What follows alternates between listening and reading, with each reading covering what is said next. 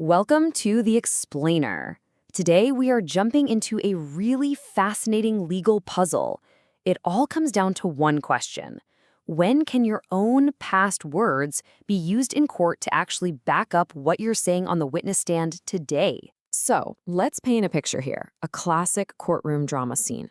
You've got a witness on the stand. The lawyer for the other side is just tearing into them, trying to make them look like a total liar. To defend themselves, the witness wants to shout, "But I told my friend this exact same story a year ago." I mean, that sounds like common sense, right? A perfect way to show you've been consistent all along. So, can they do it? And you know what? As strange as it sounds, the answer from the legal world is usually a big fat no.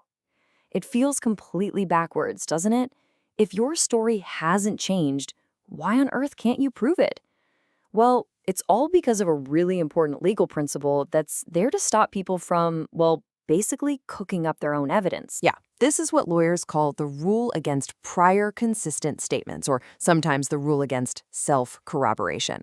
And the thinking behind it is pretty straightforward. I mean, think about it. If this were allowed, anyone could game the system. You could just tell your version of events to 10 of your buddies right before trial, and then call them all to the stand to prove how consistent you are.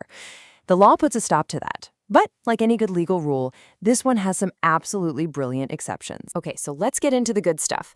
Here is our first major exception. This is for when a statement isn't just someone talking about the event later on, but when the statement is actually part of the action itself. There's this classic old case that illustrates this perfectly. A man known as the Butcher was on trial for murder.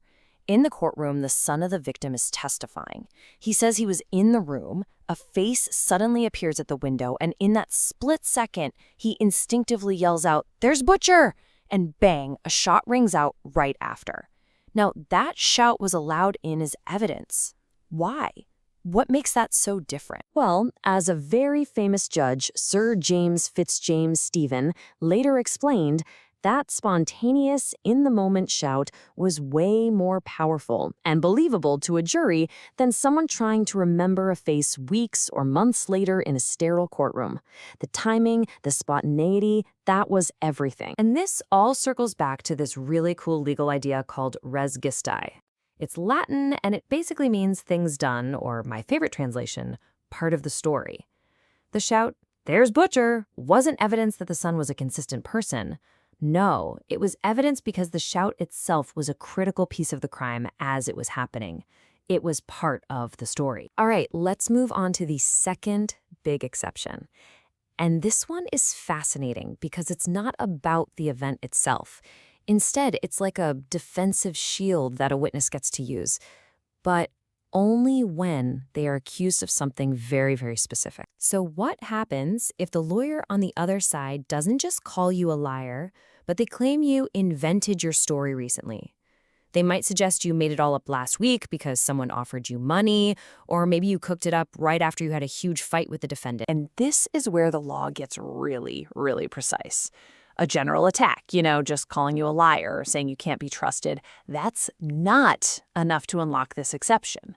The accusation has to be specific, that your story is a recent fabrication, a lie you built lately for a particular reason. Let's walk through an example, because this makes it crystal clear. A witness testifies in court that a will was a fake. The other lawyer stands up and says, "Aha! You just invented this story because you had a nasty falling out in March with the person who inherited all the money. But," and here's the kicker, what if the witness can prove they told a friend the exact same story way back in January, before the argument even happened? All of a sudden, that friend's testimony becomes totally admissible. You see, that prior statement works just like a timestamp. Its power isn't just that it's consistent. Its power is in the timing. It directly blows up the accusation of recent fabrication. It proves the story wasn't some new lie cooked up out of spite. It existed way before any motive to lie ever entered the picture. Okay, so those are the old school common law rules that have been around for a very long time. But, the law never just sits still. It's always evolving, and modern evidence acts have definitely tweaked and clarified these old principles. So, modern laws have shaken things up in a few key ways. First off, you usually need to get the judge's permission now. It's not an automatic right. Second, the rule has gotten a bit wider. It can now cover situations where a witness isn't lying on purpose, but maybe has unintentionally reconstructed what they remember. And here's the biggest shift. In some places, that past statement can now be used as actual proof of what happened, not just to show the witness is credible. That is a huge change.